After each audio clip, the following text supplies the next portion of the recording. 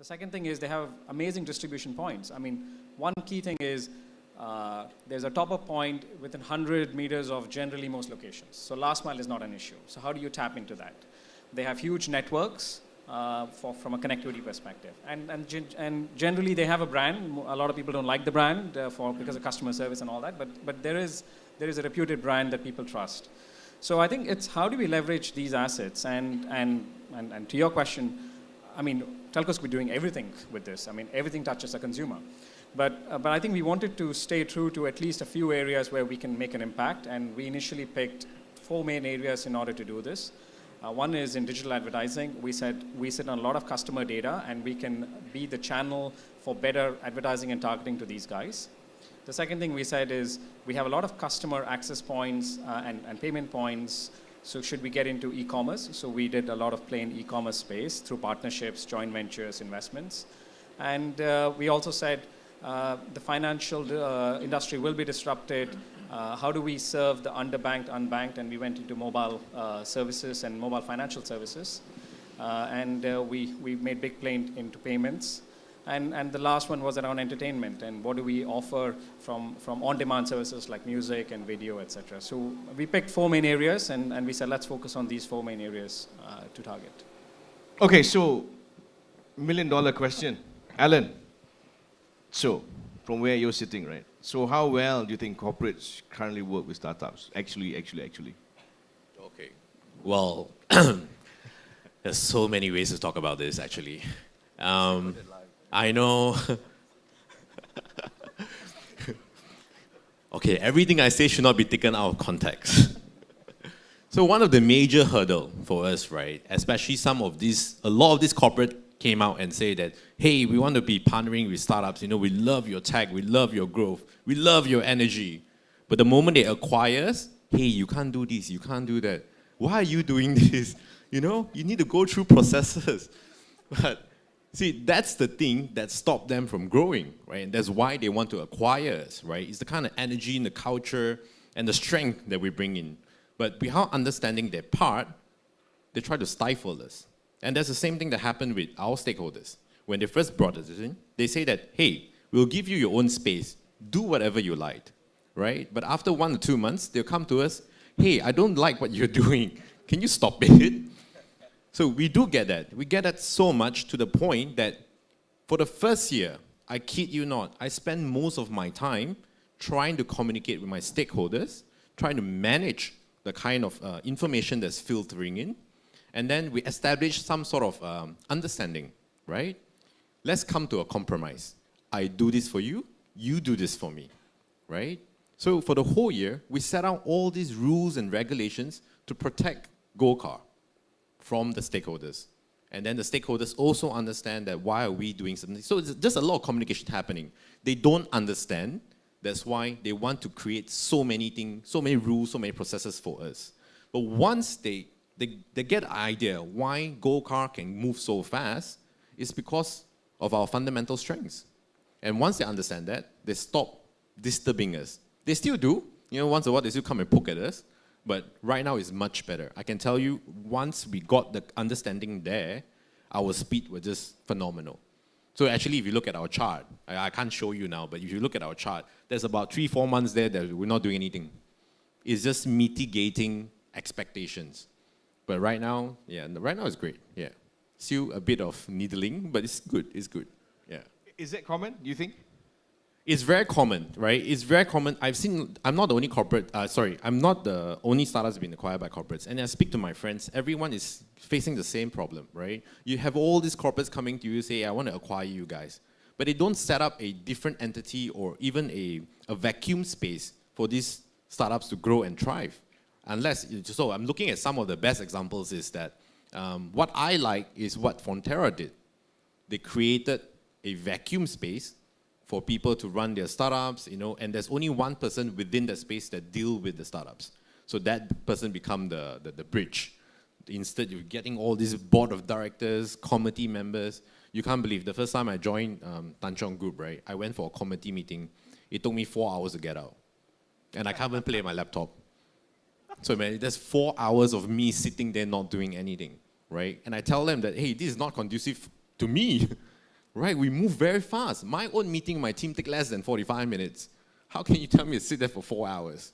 So it is happening frequently, but the best thing right now I see, because of all this, like all this fireside chat, you know, the news are all coming in, a lot of product are coming in, people are becoming more aware. Even the corporates are getting more aware. Hey, you know, if we want to acquire them, we have to give them some space lah. Don't stifle them too much. So that thing is already happening. You can see from even with Nicholas, he's creating this safe space for the startups to thrive, according to newspaper lah. No, before, Jasmine, do you want to, you know, what about you? You partnered RHB, partnered Malay Mail, Allianz. I'm not sure what else. I know you have part ownership, Singapore Press or something. I mean, what is your experience?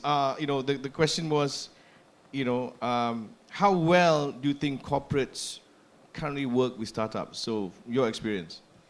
I think it's quite telling in the fact that we didn't allow ourselves to be acquired by them, but we said, you know, let's work together first. I think it's a bit like, you know, getting married lah. You know, before you get married with someone, right, you need to date for a little while first. So we worked together with them.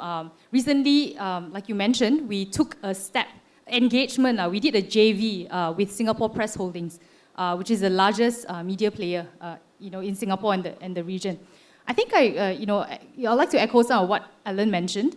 But taking a step back, right, I think, you know, corporates actually invest in startups for a few different reasons, right? The first one is to, you know, have access to talent, right? It's very hard for maybe an old school a corporate to hire the brightest, the fastest moving, the most interesting people out there, right? Because, you know, you guys, Gen Y, you're very different, right? You know, you like to work in a very different environment. So the first one is accessing talent. The second one is accessing ideas and IP. So new things that are being tested out that perhaps they'll like to one day bring back into the fold. And then there are, you know, other ideas as well, you know, to bring them into the future. So for example, you know, Media Prima, you know, very much in traditional businesses, you know, for the past, like, I don't know, 20, 30 years or so. And now they think, oh, wow, you know, some other digital publication is interesting, but how do you actually bring that into the organization, right? Do they spend the next 5 years building it, or do they acquire, right? So it's basically some of these things. I don't know, you know, I mean, I used to think that there is a way for corporates to work effectively with startups, like you said, building a sandbox maybe, an organization where these people are fairly insulated from the culture, from the processes, from the bureaucracy of the corporate. And it's something that, you know, could possibly happen. But if you think about it, you know, for the past, say, 5-10 years or so, can you think of any startup that has been wildly successful because of their relationship with a corporate, with a bank, with a telco, with a media company? Think of one. So you see, it is not easy for a startup to be successful after they're embedded into a corporate. And I'd like to explain why. I think a lot of people start companies for the right or wrong reason because they've got an idea that's very different from the norm, right? Firstly. Secondly, they themselves are very different from the norm. They don't want to perhaps follow the route of their parents or their friends. They want to follow the route that they see for themselves. They see a future or a vision of the world that is very different from it is today, right? So they're very different people. They're very different animals, I say, right?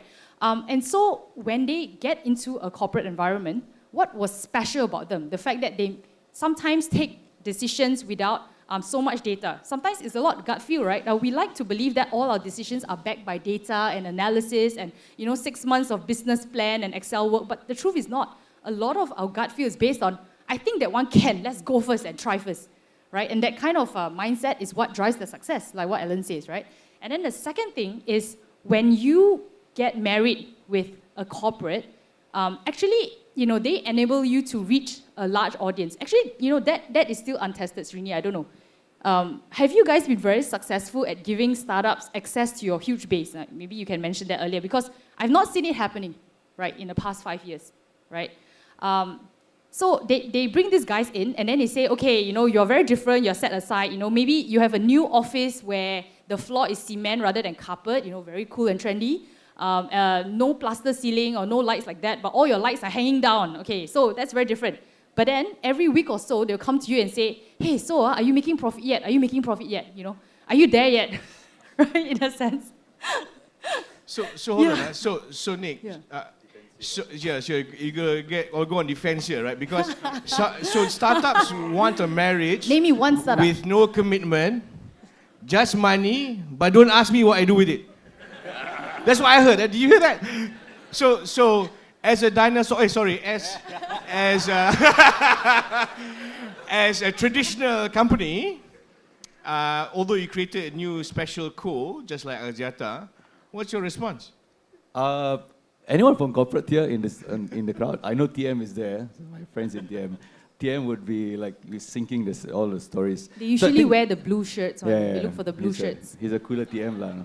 So anyway, I think on the defense of the corporate guys like us in traditional dinosaur people, I think we really try, like I said earlier, right? We really try and want to change, but the problem is that we've got really all people working in the company, right? You say, I think the procurement, an example, right? One of the things that's really been challenging for startup or even partnering with corporate group, right? For us, procurement is like one of our most difficult part of our business, right? The ideas that the team come about are really, really good, but when we start to do procurement, it takes very, very long.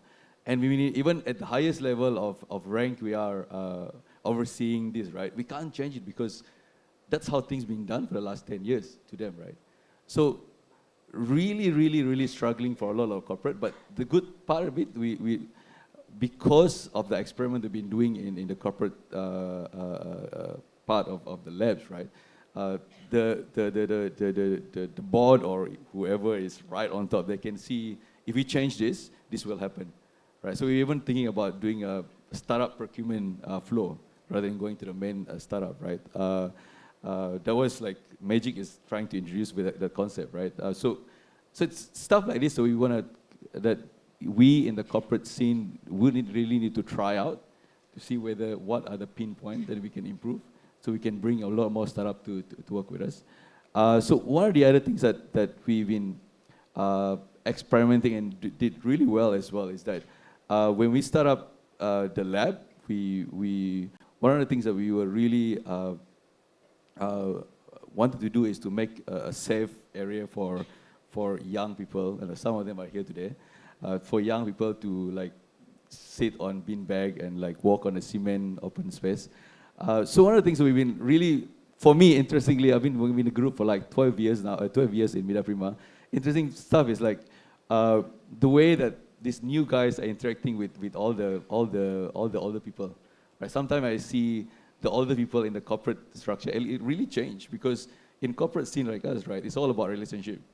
Right? It doesn't mean that you are a smart ass dude that comes about and you are this digital guy with your hipster pants and start walking around.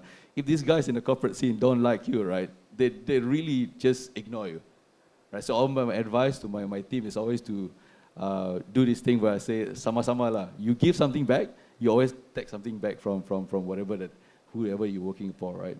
For us, even these are the people that will make our work easier in the corporate scene, all our stakeholders, right? So if we buat they marah, don't like you, whatever, I mean, it's not gonna fly, and you're not gonna do stuff. Sri, do you have a Bane-like response, perhaps, from digital? No, I expect a lot of corporate bashing anyway, so I think that's very fair. No, I think just from personal experience, I have been in a startup where Motorola acquired us, and it was a complete disaster. I have been in a corporate venture capital where we would just put money as an offset to R&D, where the startups are completely left on their own, but that was more a window of what is going on with a view that I have the first right to acquire. But that's usually good for deep tech, that's good for pharmaceuticals, that's good for chip design and those style of engagements. I'm now with the telco group that's created a digital group within it in order to keep create that safe space, drive the engagement, and be the bridge between the startup and fundamentally the core business itself. But I think I just want to make one point, right? I think while we might bash corporates for whatever their speed, execution, bureaucracy, etc., I think we should all remember bureaucracy is fundamentally there to keep somebody safe, and it does keep you safe. I mean, governments are bureaucracy to keep them safe. You don't want Trump without bureaucracy, right? I mean, it's quite simple. In the same way, the shareholders want bureaucracy inside the corporate so they don't take the same risks that a startup is taking. I mean, 1 in 10 startups fail, but 9 out of 10 corporates survive for 20 years at least. So, and hence it's fundamentally, it's a question of risk. How much risk are you willing to take?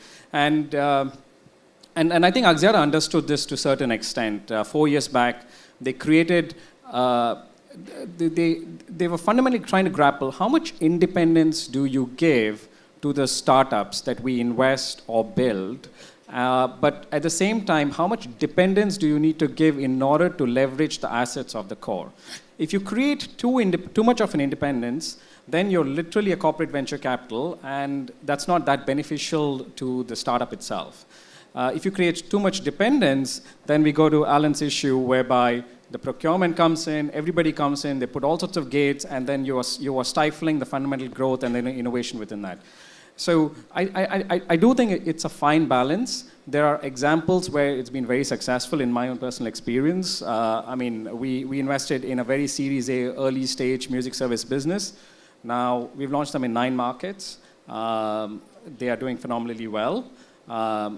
And we've also invested in another advertising business where 30% of their advertising revenue comes from our own operating companies.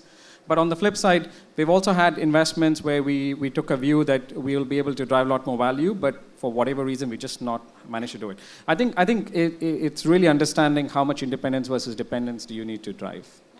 I just want to comment. So everybody hear about Singularity University, right? I think there's a lot of nods. So if you think about Salim Ismail, he talks about exponential organizations. And the way to transform organizations is twofold. One is actually transforming from within. And then one is exponential organizations on the edge, meaning have a separate entity running independently. And that's important to have the two running separately, because the theory is very simple, right? Whenever you introduce change to a big corporate organization, antibodies come out, right? And that's why even when you develop something new outside, and then this is a fantastic thing and it's a given, it's done. And then you absorb it because you say you want this as the tool that transforms the organization. Guess what? The organization's antibody comes in and it kills it. It crushes it very fast. Before you can blink, it's gone, right? And therefore, it introduces new ways of doing stuff. To the point that if this was the mothership and this was the new organization that they have developed on the edge, the idea is to transition to this entity rather than bring this entity back into the mothership. So read the book, Exponential Organization, because I think it helps you answer the question. Alan, question. So given what I've heard, so how can corporates really work better with you guys, really? So based on our own experience, again, is a lot of meetings, a lot of hammering each other, and then throwing tantrums at each other, and then finally sitting down and say, okay, we've gone past all this. So I really actually make it akin to a parent and a kid relationship, right? I treat my investors like my parents. And I just tell them, hey, you want me to grow?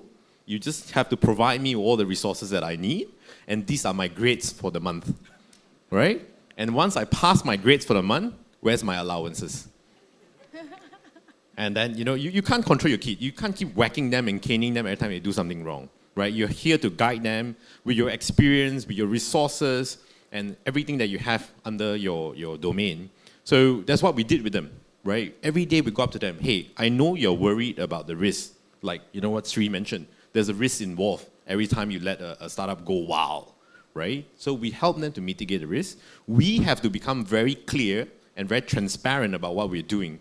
So instead of just telling them that, hey, leave me alone, we tell them, hey, for this month, we're doing all these things.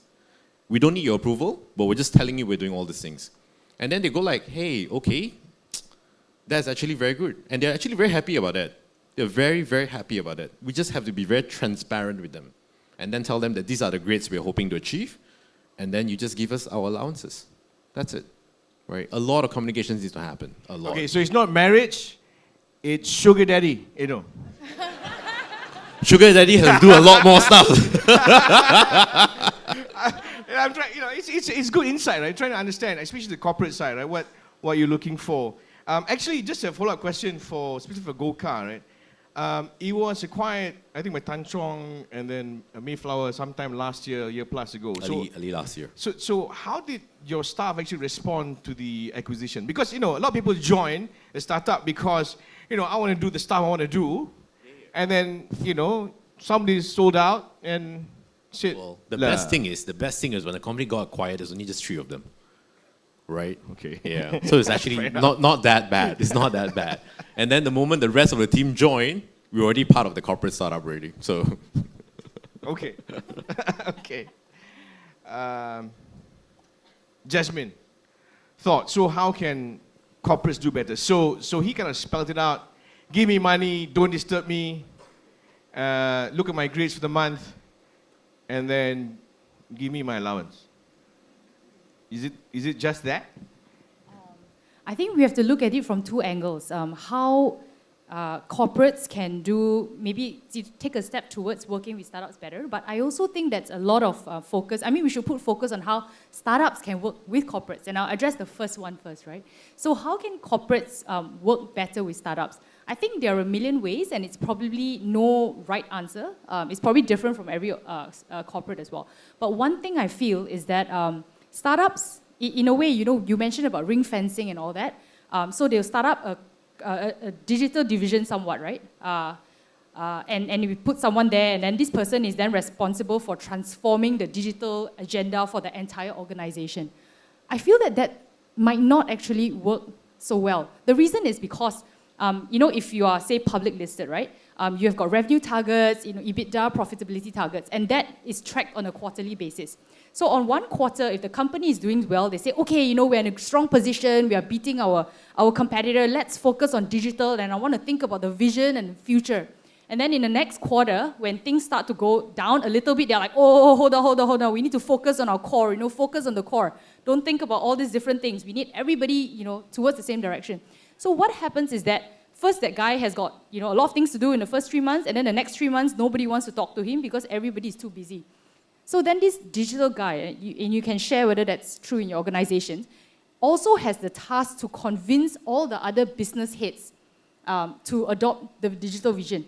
So, and I'm a very strong belief that if someone, or if a business head, for example, a business line, does not have the digital or transformation KPI in his or her own, you know, balance scorecard or whatever that is, then this person's focus is just going to fluctuate every 3 months. So I think if an organization wants to go digital, and I think Accenture is a great example of that, this KPI needs to be on the head of every single business division, and not just the digital guy. Right, so I think that's one way how, you know, corporates can think about, you know, working with startups a little bit better. On the other hand, startups, you know, when you want to work with corporates, right? Like I said, everything is a relationship. So when you want to develop relationship, you want to go after the girl of your dreams, for example. What do? You dress up a little bit better, lah. You know, you wear socks. You know, you wear long pants when you go for meetings.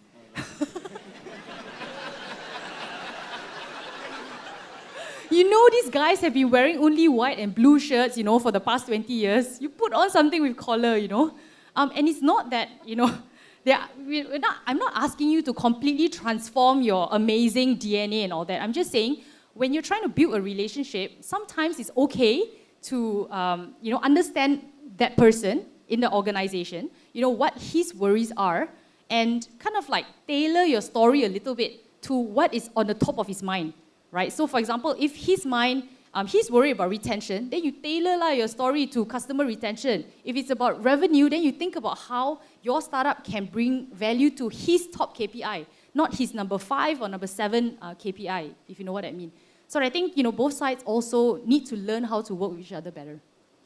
Okay, I've got a question for MB Live, but first question to, sorry, I was going to dinosaur again. So do you repent? Do you repent? Will you change your ways? Will corporate change his ways? In some way, right? You don't expect I mean, I agree totally on the KPI of digital that she was talking about. But, I mean, for goodness sake, right? It's like these guys has been around in this company for many, many years. And even if you put the digital KPI on this guy, sometimes I feel bad for him as well. Right? So we really need to work together with them, even the digital guys. So for us, we've got 6 platforms in Media Prima, right?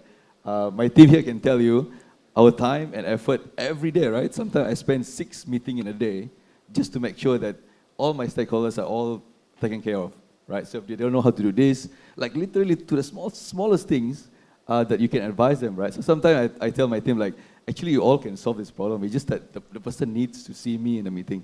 Right? Because if they see the digital guy there, okay, we're okay, right? But so I think it's a lot to do with meetings, like you said, a lot to do with engagement, a lot of talking, a lot of curating your stories to fit that particular corporate person or the Sri, is it a matter of just teaching people how to spell digital? No, I mean, I think, okay, I mean, to be perfectly honest, we are beyond that. At least I can speak from an AXIATA perspective, all the corporate leaders inside AXIATA and operating companies understand the importance of digital, understand where disruption is going on, understand what needs to happen. KPIs is a great way, and we've been doing it for many years now, of putting some kind of digital KPIs on all the corporate leaders across. But I think it comes back to the short-term focus a lot of times they have, which I think you have to drive short-term profits. But I think there is also a deep understanding that you need to put away money for tomorrow, otherwise you will not be there tomorrow. And I think that I think AXIATA Group has generally done quite well. They said, let's put aside some money and let us not touch that in order to just fill short-term gaps, and so that they know that this is bound to happen. Okay, so just want to answer one question for every live. It says, this question from Marcus Yeo. At what stage should a startup approach a corporate company or JV or partnership? And soalan cepu mas.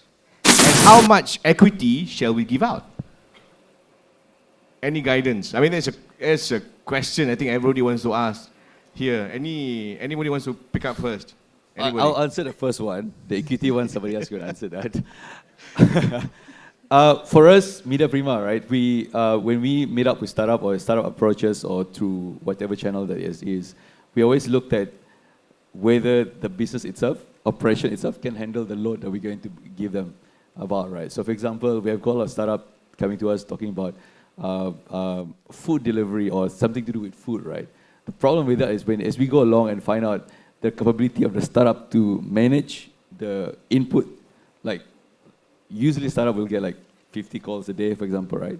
But when you need to put it on TV3, you are literally going to get 5,000 calls in 1 hour, whether they can do that. So when we look at a startup, we look at the operational, whether they can actually handle the load that we'll bring into the equation of what they're trying to do. Yeah. Sri, what stage and how much? Yeah, I think, again, horses for courses here. So the way I would think about it is,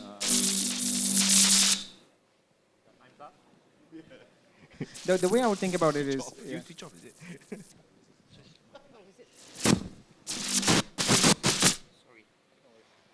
Sound me beatboxing. Sorry, I was just saying, the way to think about it is to understand why is the corporate investing in this and how critical are you to the corporate's long-term vision and what they want to be. If you're just going to be an ancillary part of their vision, I would just partner. Don't focus on investment. It is too much work. You'll get dragged into the whole sort of DD and everything else. And it's not worth it. You're better off finding capital in standard venture capital and just leverage the corporate from a partnership angle. But if you're going to be super critical to the corporate, I would make sure that the corporate has significant stake, and that significant is typically at least 25% or something like that, so that somebody on the corporate side wakes up every morning thinking about you guys and thinking, how do I help them tomorrow with what I have on the corporate end? If it's too small, or if it is a pet project for some corporate executive, walk away, because it's just not worth your time and it's not worth their time. It'll be a 3-month maybe dating, and after that they'll just ignore you. So it needs to be significant if you want them to invest. Otherwise, just partner, I think. Okay, do we have time for questions or not? Do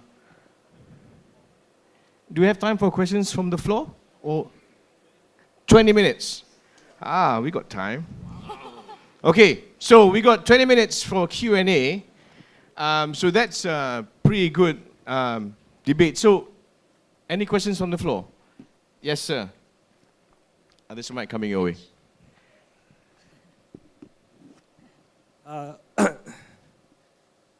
Okay, I have some questions to Alan. First, congratulations. I'm the user of the GoCar, very interesting idea. So could you just share with us how did you or how the founder gets the idea to set up the GoCar? I mean, how the idea comes from. So that's the first question. Sorry. Hello, hello, hello. Hello. Okay. Your question was how the idea to set up the company just like GoCar, where Oh, the idea okay. comes from. That's actually not hard, right? Because GoCar as a concept, okay. Yeah, GoCar as a concept is not a new thing. It's already happening in Australia, in US, in London. So what happened was just that the founder came back from Australia and he needed to rent a car and he couldn't get one. Or either that is just very expensive, very tedious. Anyone rented a car here, you know you'll go through 10 million processes before they even hand you the keys. So the fundamental is just that the founder found out he can't rent the car properly and he brought the concept from Australia. In Australia, the car is called GoGet, right? And he just brought the entire concept here and then started playing with it. In fact, GoCar started in Magic, right? The founder was one of the entrepreneur in residence for Magic, and that's how I met him. Yeah. Any other? You have a second question, right? No. No. Oh, he took away your mic. And your final question is?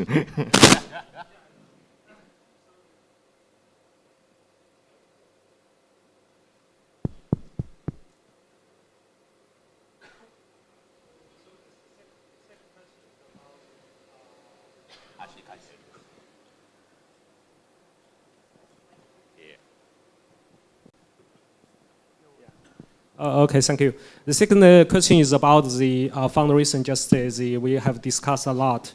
In my mind, that I would like to recommend just as the Jasmine, just they got the fund from the VC from Singapore, but you sell the majority of the stocks to the Mayflower, right? Because from the newspaper I read about that, and with not very, I would say not very good big deal. Because I can share a case study of, we know the Lazada, the biggest e-commerce companies, yeah, found in Singapore. They sell the majority share to Alibaba recent years with $1 billion US. But you sell the majority share to Mayflower with not very big deal. So in my mind, why you didn't seek the fund from VC instead of the traditional company? Oh, actually that's very easy to understand. So again, back to that, we're just cheap and desperate.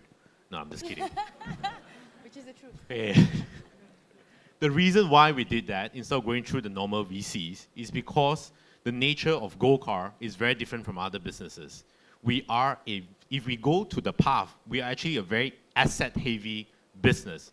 The amount of cars that we need to acquire, and we're talking about 1,000 cars, right? We need the domain expertise, like all the things I mentioned to Azwan just now, right? We need the knowledge base, we need the technology behind running the cars, the operations, the fleet maintenance, and how to bring the car for servicing, the Puspa.com. I tell you, there's a whole lot of shit that goes behind GoCar, and I'm only sharing half of it. So that's the reason why we partnered up with Tanchong. Yes, we did sell out a majority of our shares for a very, very cheap price. I don't know why the founder did that, but I can tell you it's actually more on the strategic partnership. The reason being is that now, if I want to have 500 cars, I just make a phone call to my chairman, and there'll be 500 cars waiting for me in the yard. All right, yeah, that's quite Gaia as a kid. So, question, Alan. Imagine if Airbnb bought all the homes and the rooms that they were rented out. Do you believe that it will solve the same problem that you have with the cars? No, the difference with that is that we don't look to own the cars because the cars is used for GoCar is not a privatized car. You can't use a privatized car for GoCar. You need a special license. You need a special permit. So a lot of the peer-to-peer sharing. So we're still working around on that one. But all the cars that's under the GoCar fleet is actually licensed and permit for commercial use, right? Which means there's insurance involved, there's a protection for the users, and so on and so forth. So it's not any cars that we just take off the road. If not, then we can start high. I'm getting softer and softer. Is it? Time's up. But you get what I mean. Yeah, that's why it's more for a strategic partnership. It's not for the money. It's more for the strategic partnership. Because money, really, that time a lot of VCs were looking to invest into us. Yeah. Oh, can I come back again? You put coin. But you get what I mean, right? Yeah, okay, I'm done. Next question. Ooh. Okay. One more. Lagi satu. Datang lah, sis.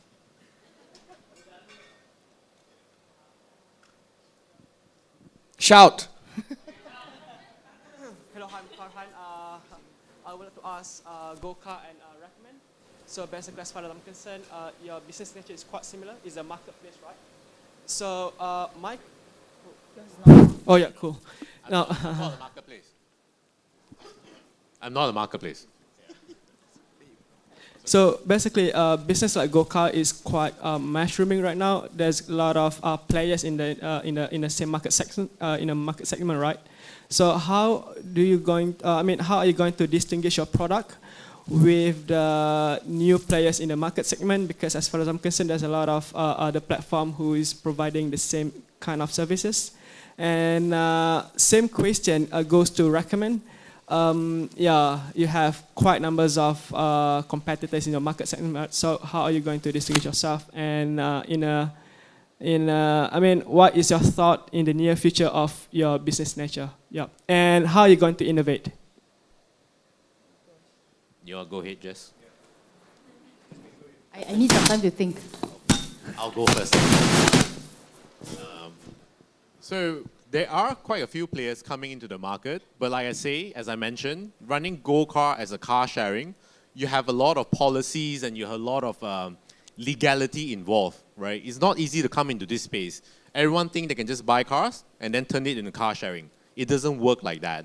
I'm sure there are bigger players coming in trying to, since that we have validated the market, I'm pretty sure there's a lot more startups coming into the space. But it's again, we do what we do best, right? And then we just want our users to be safe, protected, and also have the convenience of using GoCar. So at the end of the day, we pretty much focus on our strategic strength. And that's why the partnership with Tanchong actually works, because they are scaled across the nation. They are in countries in Southeast Asia. So running on this platform, it's not say it's hard to fail, but it's gives us a lot of edge when it comes to our competitors. And a lot of competitors come in, unless, Honda, Toyota, and all these guys decide to come in as well, then yes, I'm slightly scared for that. But apart, yeah, I'm pretty okay with my team running everything. I just want to comment. So basically, Daddy give you protection. But you see, so the partnership, the value here is very clear to them. So they've got an umbrella that can help protect them, scale very quickly when they need 500 cars on tap or even more. And I think that works for you. What about, RecomN? What about that? I think the two things you asked, the first one is about competition, and the second one is about innovation, right? I think, when people think about competition, they think, what is my competitor doing? What's he launching? Is his website slightly better? Is his customer service slightly better? I think what we are doing here is not competing with another startup, but it's actually competing with the way things are done traditionally, right? Even today, we probably have less than 1 or 2% of the market of people who are actually looking for home improvement services. Even though we're dealing with quite a huge volume already, we're probably 1 or 2% of the market.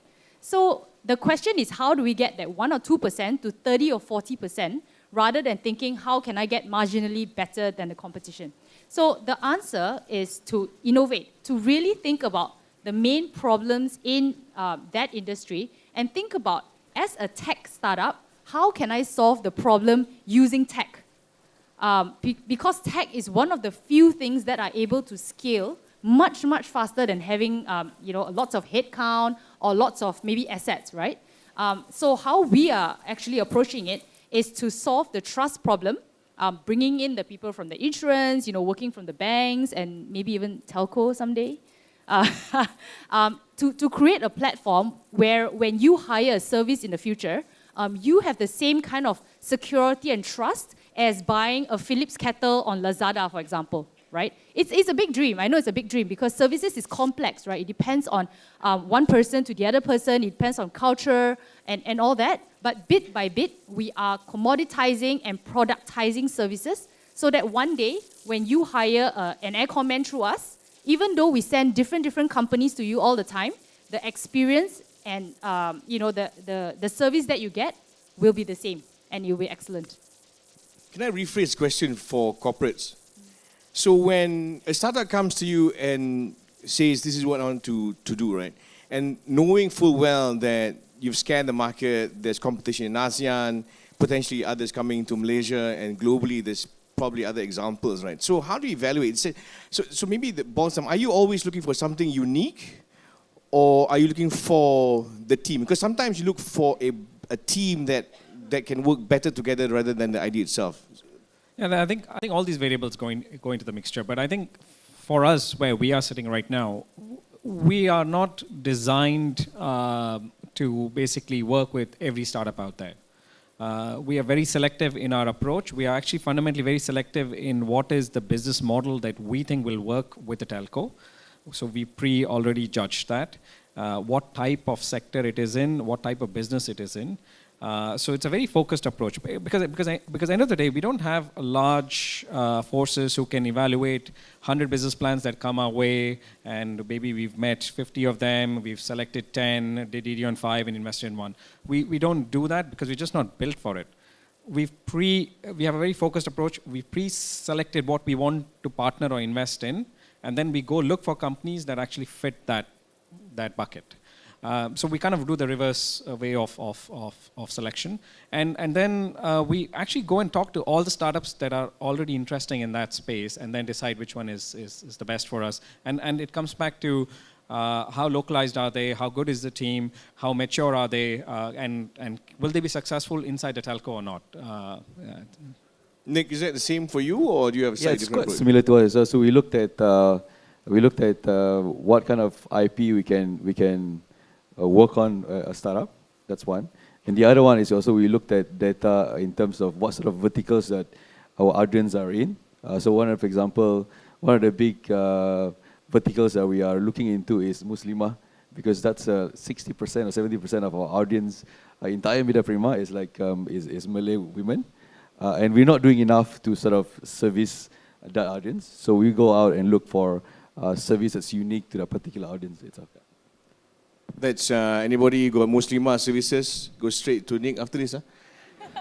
Yes, question. There's a lady in the middle. Oh, there's somebody with a mic. Oh, okay. Hello. Yeah. I think this is a question that we've already sort of hinted at, but very straightforward. What is your criteria for corporates before you're investing, acquiring, or partnering with a startup? What are you looking for in a startup? And vice versa, what is a startup's criteria or for yours really, before you choose to partner with a corporation? Maybe I can go first on that, on the corporate side.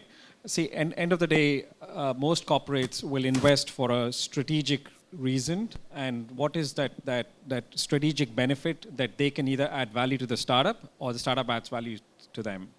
So the synergy is the first check mark for us. What kind of synergies can we derive from this?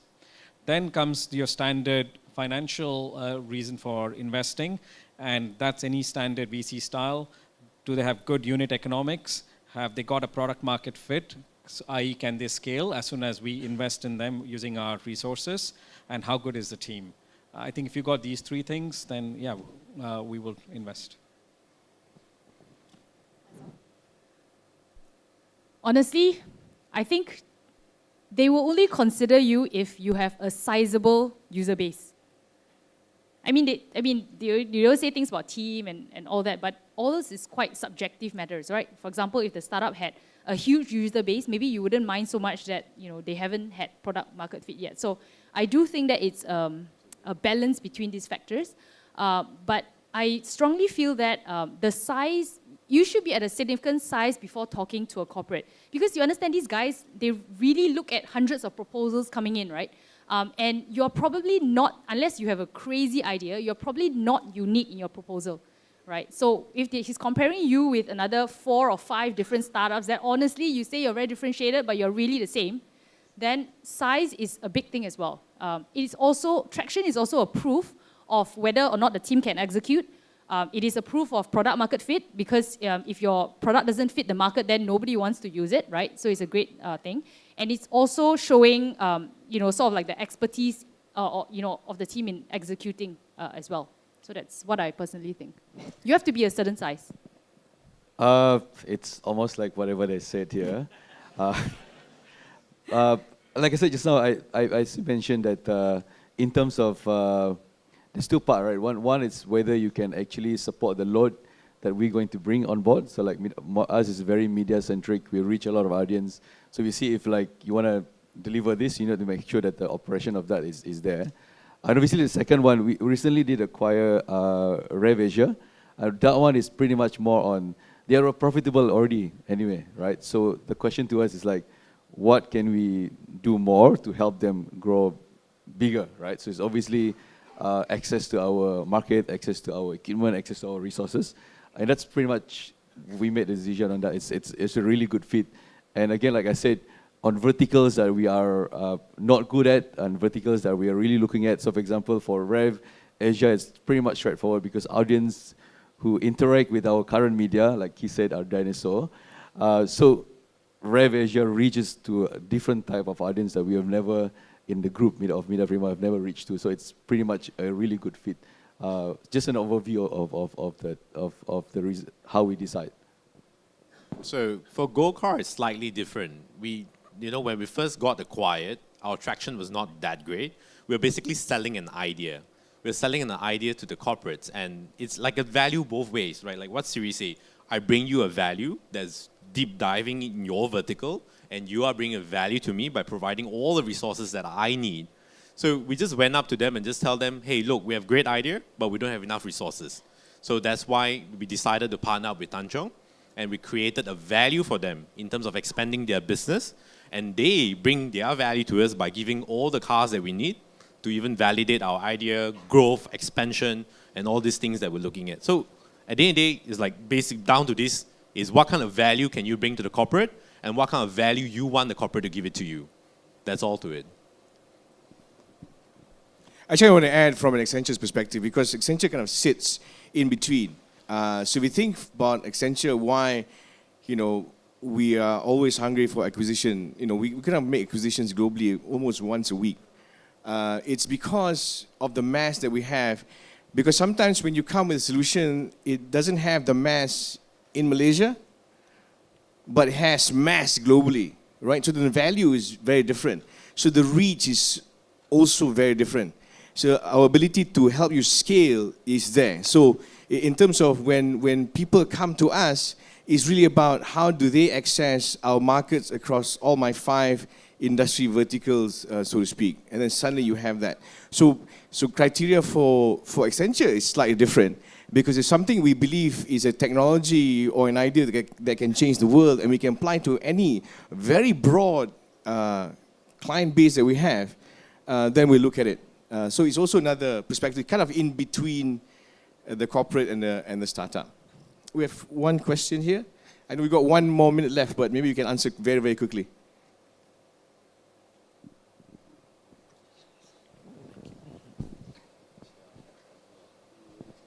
Hi guys, I'm pretty happy to to have Nicholas, I mean specifically Nicholas, because my question would be for you.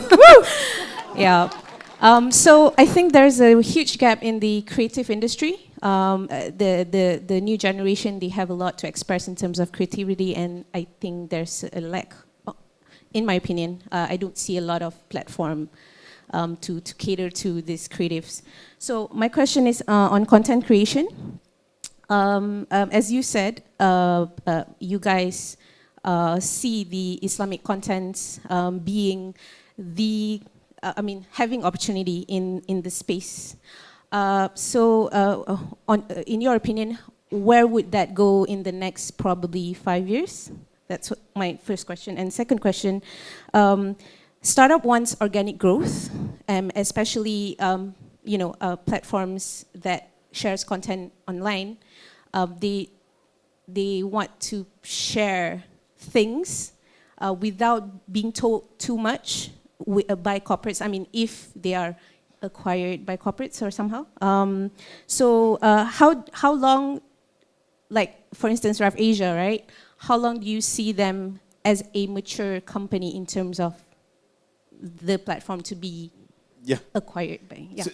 So given the time, so maybe quickly answer in terms of 5 years, where do you see it? I think for Muslimah verticals, right? We see it as being like you're only scratching the right on top, right? Because if you look at really successful company that's in that vertical now, like Fashion Valley and stuff, right? They're doing very well. But what we can see, there's a lot more audience even outside of Klang Valley itself. We have our home shopping network called CJ Wow, Sagau Shop.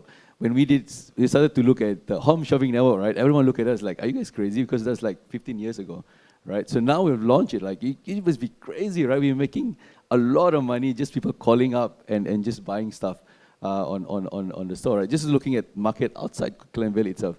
The problem with sometime, even us or even startup, right? We always looked at the Klang Valley, right? We always call this thing where Klang Valley is everything for everyone. But goodness, man, it's like I was Kuala Terengganu on the weekend. There's a lot of audience that we can reach. And these audience are pretty much your Muslimah and Islamic audience itself. So that's still a lot more space to grow.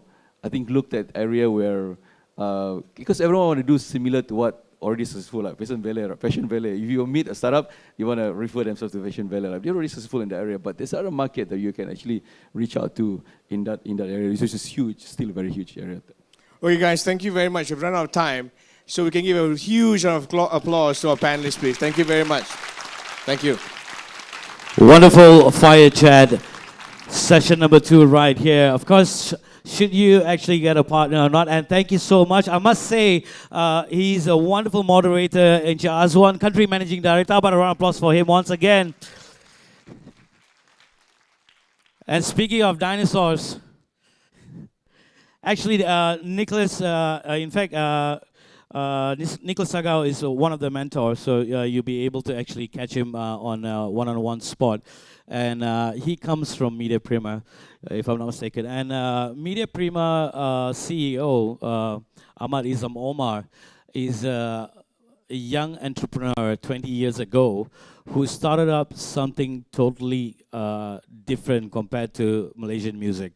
That's how he started as a young entrepreneurship. In fact, getting a partner or not, yes, he did. He had 3 sleeping business partners, but he's the one who's executing everything.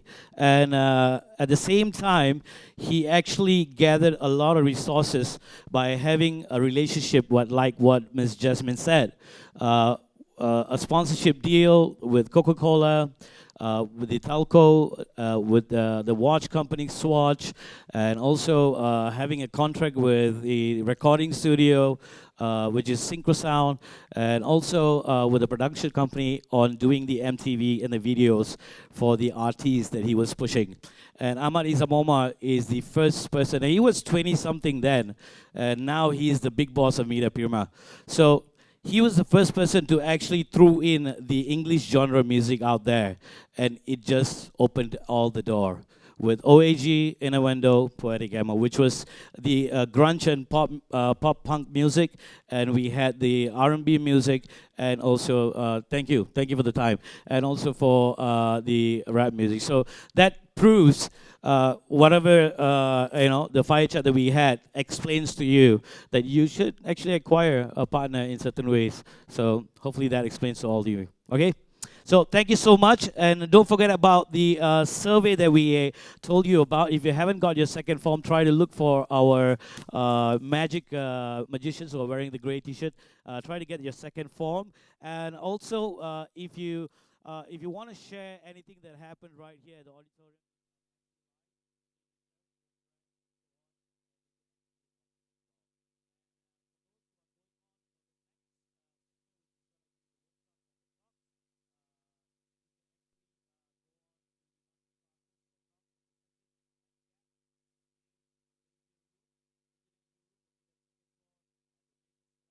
On the first floor, just beside Chillax. Next session, Makers Lab, will be on designing for the next billion by Adam Burmester, engineer from Pinterest. And the session for At the Gaps